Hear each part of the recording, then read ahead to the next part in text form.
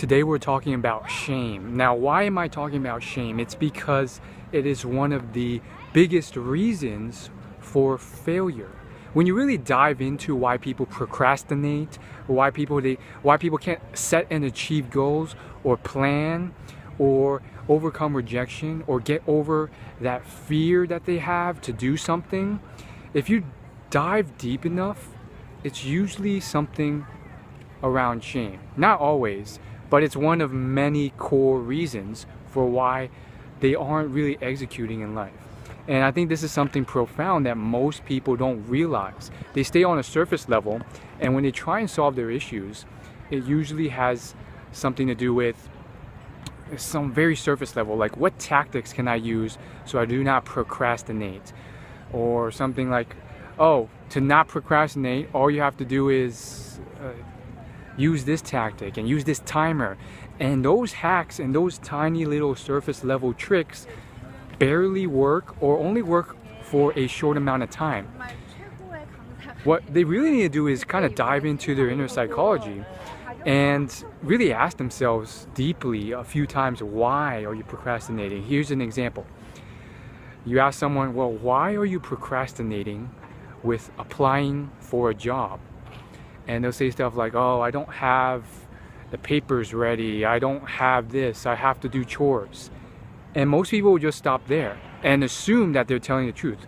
But then when you really ask a few more times why, or you really, push them to stop lying to themselves, which is sometimes hard to do, you end up finding that their real reasons have to be deeper than that. They're using chores as a proxy and excuse because they're really scared of the fact that they perhaps are embarrassed of getting a low-level job and being seen as low status, and the shame that comes with that.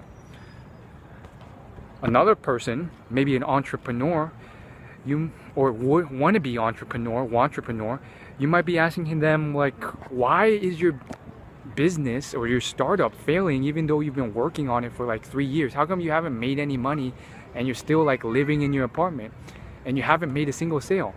And they may give you these like random reasons that aren't the truth, like, oh, well, it's because we're busy, or our investors screwed us, and so forth. But in reality, it could just simply be that it's not even a business. They just want this idea because they're scared, they're ashamed of the fact that they have no college degree, for instance, and they don't want to get a low-level job, and they're scared of that. Other people have this shame about many different things, and they kind of dance around the subject. And this can apply to many different things, not just career development. Think about it from a relationships or communication standpoint. People may evade topics. People may do different things to avoid that shame, and it's often not logical. For me, for instance, I think I definitely have shame when it comes to any type of sexual expression.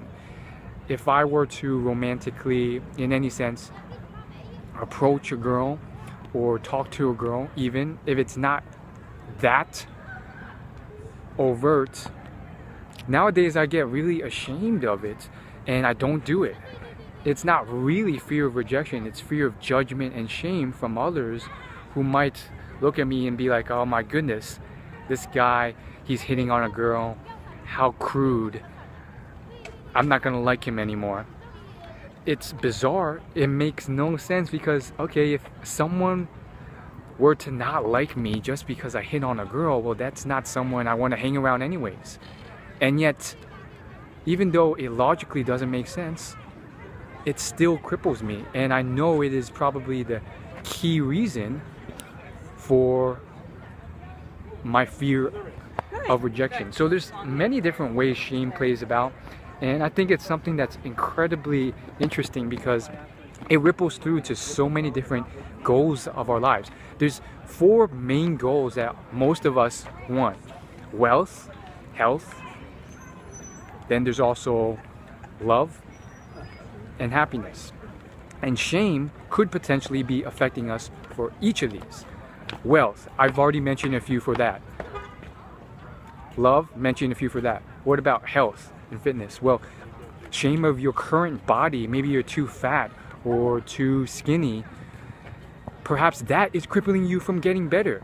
And I think that's one of the probably the biggest common problems with shame, is that you're so ashamed of yourself that you would rather stay in the worst state that you are in than expose yourself to others and show that you're trying to improve, even though the second option would get you out of that state of poor body.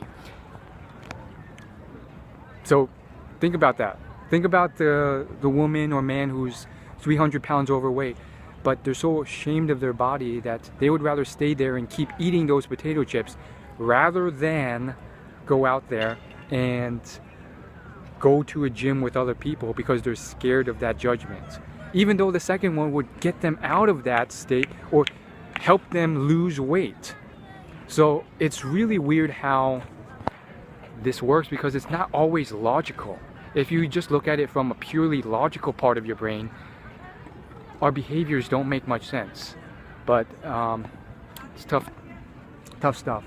Now, I've been reading a lot of books on dealing with this, and I don't know if there's like an easy answer. There's a lot of activities and strategies from these books, from these therapists and psychiatrists to really get over it, but there's not like one quick tip. So I recommend, doing your research and finding books related to your specific niche, and then following all the strategies and tactics in those books and courses to get over your shame and succeed in life. Thanks for watching, and hit the subscribe button.